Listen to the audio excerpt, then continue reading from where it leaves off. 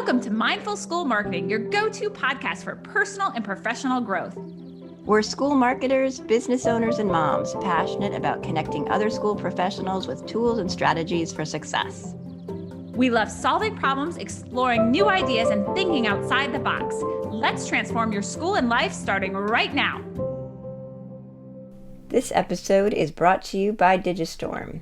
Let Digistorm's funnel and apps work together to attract, engage, convert, and connect families through every stage of the enrollment journey and beyond. Welcome to Mindful School Marketing. I'm Aubrey Bursch. And I'm Tara Clays. Today we're joined by Beth Yoder.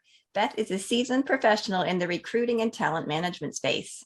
After a successful career in corporate America, Beth ventured out on her own 10 years ago and started P3Hired, a search firm focused on a diverse number of industries, helping businesses and nonprofits find exceptional talent for their teams. Welcome, Beth. Thanks so much for being here today. I am so excited to be with you today. Thanks for having me.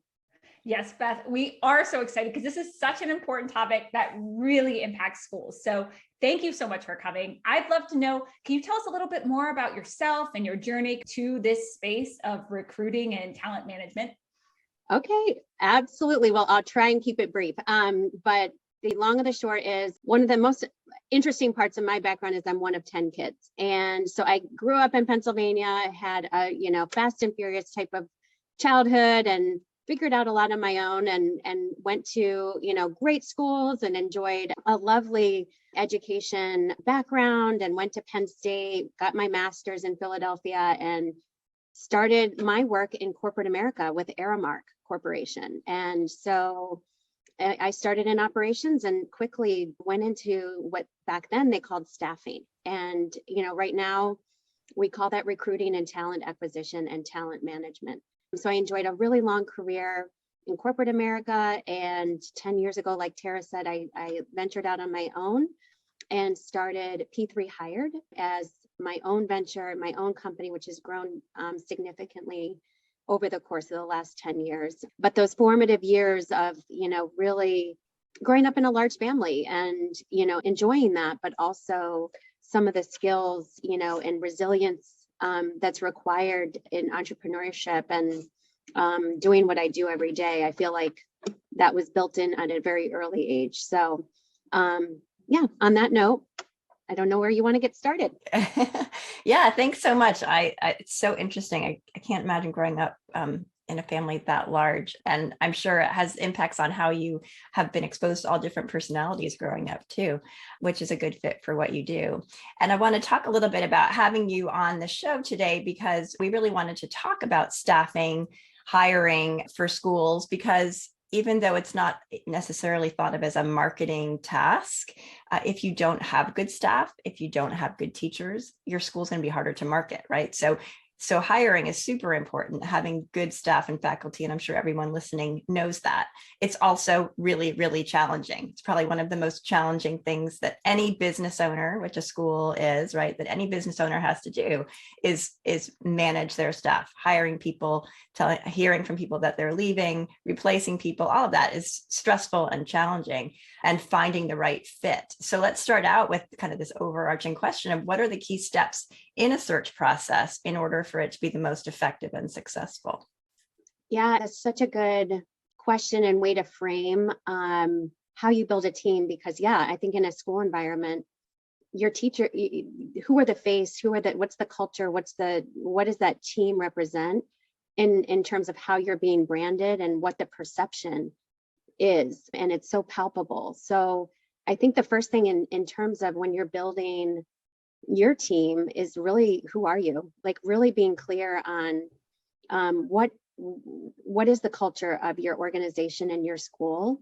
What are you trying to represent? And being very clear on not only the technical skills of a particular role that you are trying to recruit, but also 90% of fit is what's not on the job description. So being really clear on the characteristics, the soft skills, the all other things that go into what makes up the whole person. So I think that there's always, yes, you need the technical, what I say technical, meaning the required skills or maybe years of experience. being really clear on that and building a very strong job description around what those are, and also being mindful of what types of characteristics really make up the story of the school or story of the position that you really need to be hiring for. And sometimes what I see is people, it might be an urgent need. It might be a void or an open position on your team that is critical. And so there's sometimes people go into panic mode. And so you need to slow down, take the time on the front end to develop a really strong case for what you're looking for and why. Like, what is a successful person in this particular role will be successful if, being very clear on that from the get-go. So I feel like there's sometimes a rushed behaviors happen just because when you lose someone or you have a position that's open, it's very natural to panic and feel very scared by that. And so, but kind of slowing down, taking a moment and really being mindful about who's going to be the best fit for that particular role is important. That is so important. I mean, I think as schools, so many, especially small schools, if I'm speaking of small schools, is, they're thinking about, they wear many hats. And so when someone leaves all those hats, they're like, oh my goodness, how are we going to continue functioning and moving forward as a school when this person who wore so many hats is leaving? And so I can see them go into full panic mode. So I appreciate the wisdom of figuring out like who we are, what kind of person, not just the skill set, like the technical skill set, but what kind of person really is needed in this role.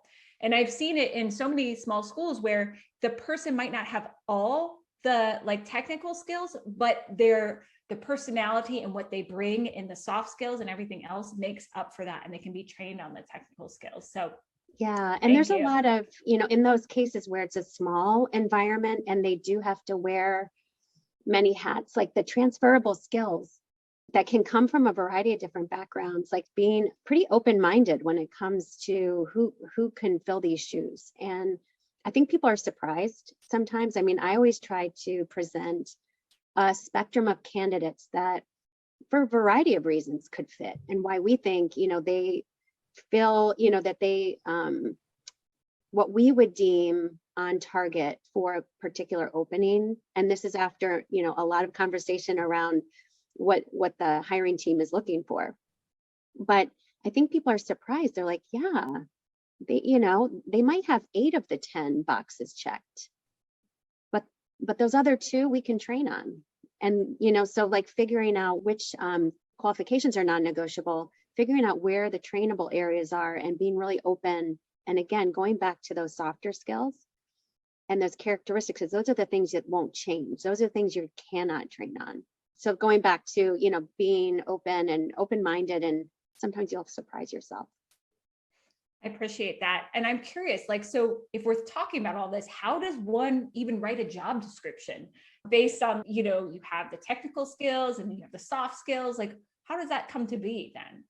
Yeah, I mean, it's a craft. And I know a lot of people discount job descriptions because they tend to be, pretty general, just a little bit to get, to put something out on a job board perhaps. But the good ones that I've seen written actually talk, give some background on the organization, what differentiates you, because in this crazy market, if you're not differentiating yourself and getting on your stump speech to say why, all the reasons why you should join this organization, then you're really left behind. So developing the technical skills, but also, I think it's also helpful on the onset for job descriptions sometimes to include what you will be doing. You kind of talk, here are the things you will be doing. And in 30 days, in 60 days, in 90 days, here is, some of the things you can expect, and laying it out pretty, and that's attractive. Like people like to read job descriptions that read that way rather than, the typical bulleted 8 years of experience. And, like they glaze over. So, it's just a different way of looking at a job description. And the other thing I would say that's important, that's on my radar every day, is diversity, equity, and inclusion. And a lot of people aren't putting the type of education that's required. Now in schools, you probably, obviously, there's certain requirements that you need, but we are seeing ways that you can write a job description that are very inclusive and making the actual statement. We want to hear from you, whether you have all 10 boxes checked or not. We would like to hear from you. So making sure that you always have a diversity, equity, and inclusion as part of your mindset is super important. And I think you will be surprised at how you can write a job description that can really be perceived as very inclusive. I'm so grateful for you mentioning that. That is really important. And I think it's something that's probably overlooked. It has been overlooked and is more top of mind now for sure. And we've talked to some folks on the show who specialize in diversity, equity, and inclusion work in schools, but I don't think we've really talked about it as much in terms of hiring and staffing. So I really appreciate your bringing that into the conversation. So once you've written this great job description and you've gotten some candidates, hopefully, one thing that I found really challenging is interviewing. It makes me nervous on either end, of course, like the person being interviewed is nervous, but I think it's also, if there's a skill that I'm sure that you can share some tips with us on how to conduct a good interview, what to ask, what not to ask, and kind of what to look for. Can you talk about interviewing? And you're not alone. I mean, I recruit and interview people every single day. And trust me, when I'm hiring for my company, I'm nervous. You're on display. You are showcasing, you are trying to put your best foot forward just as much as you're trying to figure out if this person is a fit. So you're definitely not alone. Like the anxiety around interviewing is normal, but what just some pointers I would say, to keep in mind, and this is not, certainly it's not an exhaustive list, but it's really important for you to define and hear with your own ears, in their own words, what they're looking for first. Do not lead with an overview of the position and everything you're looking for, because guess what? They'll answer with those particular answers given what you've already told them. So never start with, here's exactly what I'm looking for. Do you have these things? What I try to do, because you have to have the authentic, genuine match, you want to hear from them first. Tell me what you're looking for. What's most important to you about a job? What do you like in a boss? What's worked well for you? And then you can go into all of your behavioral questions that can talk about, but you can tee up the meeting and the interview by saying, I'm going to review this role in full with you. But first, let's start with what's really important to you, because that's important to me. And so let them talk. And you can have leading questions, things that, I oftentimes will ask. Everyone has non-negotiables and everyone has nice to haves. Like I like to start with understanding their wish list first, and then hearing more about their experience, talking about formative experiences in their, in their career that have made them who they are today, why they're ready for this position, and also knowing that they've done a little bit of research about the organization that they're interviewing with. But then at the end, making sure that you're talking about, the role, some of the great parts of the organization that you think are differentiating. But it's really important. A lot of times people are giving you the answers to the test, if you will, when interviewers give the answers to the test right out of the gate. And it's like, no, don't do that. Make sure you give them voice first. And then if there's an authentic match here, and then you can guide your conversation from there. I think that's so important. I can't even tell you how many interviews I've been on or interview panels I've sat on where that question was not the first question asked. So I appreciate you sharing that with us. Thank you.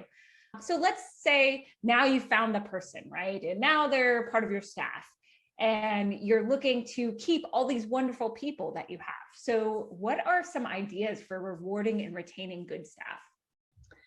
Wow, I think the recognition, of a job well done, I think regular communication and proactive communication. So making sure that you have set meetings and you're the one, proposing those meetings ahead of time, and just say, we want to get some time on our calendars just to have touch base. And that's formal and informal opportunities. Like I always recommend It's great to have the formal check-ins, but it's also nice to say, hey, let's go grab a cup of coffee in the break room.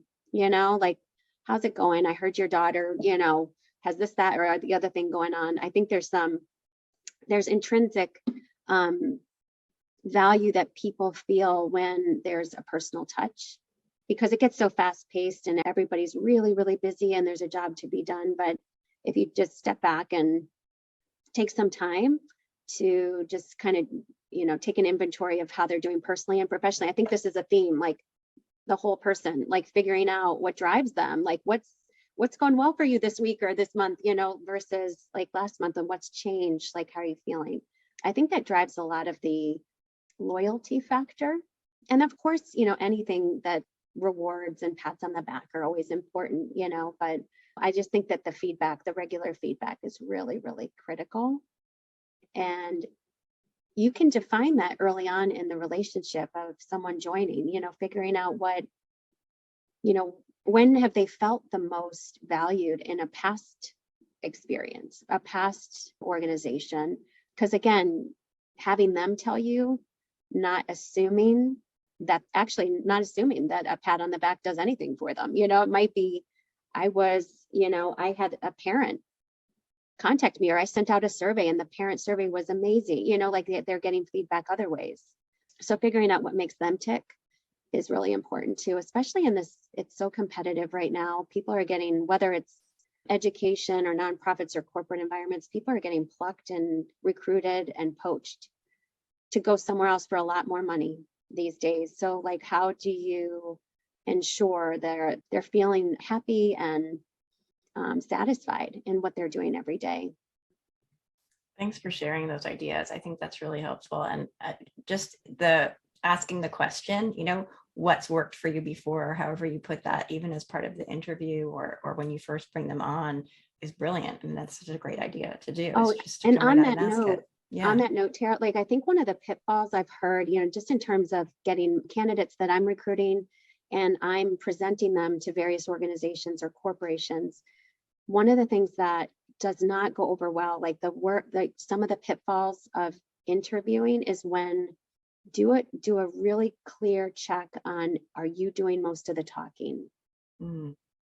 Because so many people go into these interviews and they barely have time to talk about themselves. And it's more prevalent than you would ever imagine. So I just wanted to make sure I added that as well. Yeah, it's important. I think that's a really good thing to point out. And I mean, it's not just interviewing. I think all of us, and this will lead into my next question, but being a listener is important. And we, as I'm talking here, we like to hear ourselves talk, or, I think that's a natural tendency that we have as human beings. So that's something to keep in mind. And I want to transition to ask you a little bit about mindfulness, because we've talked about how staffing relates to marketing, but also we talk about mindfulness on the show and how mindfulness applies to the jobs that we do. So when we talk about how it applies to school administration, marketing professionals, how do you define mindfulness, Beth? You've mentioned it, actually, you've used that term earlier. How do you define it, and how do you apply it to your professional practice? Well, mindfulness, gosh, that's like a big loaded term, like that I could talk for maybe 3 hours about mindfulness, but I think it's being in tune with your own expectations and vision, and being in tune with other people's motivators. Like, I think that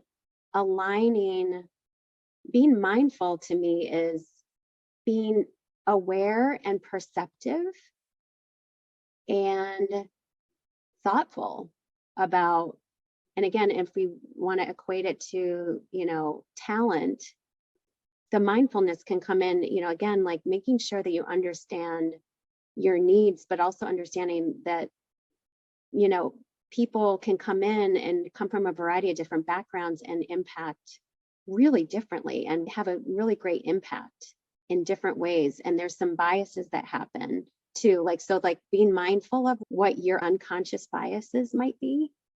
And again, I'm bringing it back to recruiting, but like if we talk broadly about mindfulness, it's just being aware. I think my definition would be being aware and at least sensitive to other people's viewpoint, and that they come from a different level of experience. So being really understanding and listening, I think the listening is a big part, and listening with grace, because we don't always agree with what people say, but giving people space to talk about what they feel and what things are important to them. So I don't know, like, I'm kind of a softie though. Like, I think, I love giving people time to talk about things that are important to them. And so I feel like I use mindfulness every day in my craft, because you have to listen really well and you have to be perceptive. And trust me, it's a field that you can lose your faith in humanity pretty quickly, because it's fast and furious and it gets to be pretty competitive. And what I've been mindful of is to hold true to my integrity, and I've learned to trust my gut. And there is a lot of power in that. So like making sure that in all the craziness of whatever's going on around you, to make sure you still trust yourself and know that your intentions, whatever they are, you need to hold true to them and not be swayed. So that's my long-winded answer of what mindfulness is. I appreciate that. I think, we didn't really talk about trusting your gut when it comes to making decisions, but I'm glad you brought that up too, because I think that's an important point as well. Yeah. I mean, there's definitely ways you can formalize, you can balance the trust your gut in an interview with a formalized quantitative scoring system, for example. So there's ways to kind of, if you're more of a quantitative evaluator, like you can use calibration reports and like asking the same question of every single candidate, and how would you rank their score? And you can define a score for a candidate too, just as much as you rely on your gut for some things, but like there's other ways too in an interview to actually make it more quantifiable. Thank you so much for sharing. And I appreciate that balance that you mentioned and the gut versus and data too. You can have both. So we're going to transition into some questions that we always ask all our guests. So I'm going to kick us off. So what are the most important things you do to grow personally and professionally? Oh my goodness. I have to have some level of movement every day. Like that's a big part of my day, whether it's running, cycling, yoga, you name it, having some level of physical movement. And then also from a meditative standpoint, having quiet at the start and end of my day. So, making sure I start the day and end the day with, and my ideal is 45 minutes, believe it or not, of quiet as I start the day with my coffee. And it's not really a meditation. It's really, it's a quiet space to organize my day and my thoughts and end my day. And then from a professional standpoint, I love my colleagues. Tara, you've been a great colleague, and we've learned from each other over the years, and have been part of networking groups, being part of, these professional networks, and relying on who not only mentors, but people who are also in similar spaces and not similar spaces. So I actually like the fact of trying to go into spaces that I'm afraid of. And I said, why is this event scaring me so much? Well, you're going to do it. And that's why I need to do it. So I was like, you have to, when you get that feeling, like I'm nervous about this, whether it's a networking event, something you're invited to, like a podcast, you have to do it. And by making yourself uncomfortable, I grow. And I know I feel the growth after I do things, and you feel proud, you did it.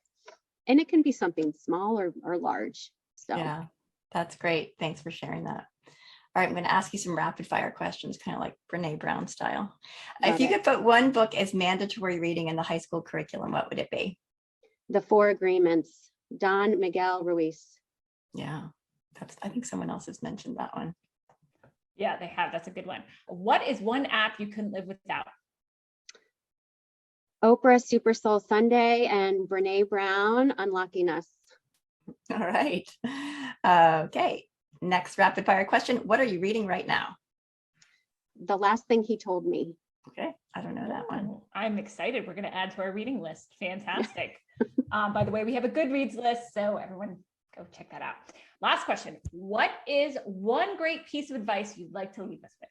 I mean, you've already given us a bunch, but let's wrap it up with one final I piece. would, positive energy gives positive results. So the positive energy you can give out and believe will come back to you tenfold. So, making sure that you lead with a positive attitude, and there is, I guess, positive begets positive, and making sure that you really lead your day. And I guess that's part of my quietness in the morning, is leading with that, getting into the positive mindset and gratitude as you start your day. Thank you so much, Beth. It's been a real treat to have you with us today. I Thank you for appreciate your having me. joining us. Where can people find you online? You can connect with me on LinkedIn, please. Send me a connect request, and you can follow me on P3Hired on LinkedIn or on our website, p3hired.com. And my LinkedIn address, Beth Yoder.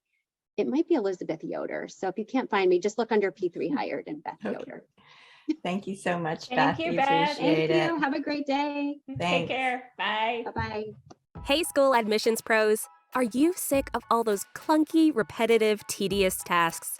Digistorm Funnel lets you capture and nurture online leads, automate your processes, make detailed reports, and tons more. Funnel will free up hours of your busy day so you can focus on what you do best, building relationships with future families. If you're drowning in paperwork, Google Digistorm Funnel today. That's Digistorm Funnel. Thanks for joining us on the Mindful School Marketing Podcast. We'd love it if you pop into iTunes and leave a review, 5-star preferred. Let us know how you like the show. It helps us improve what we're doing and helps others find us too.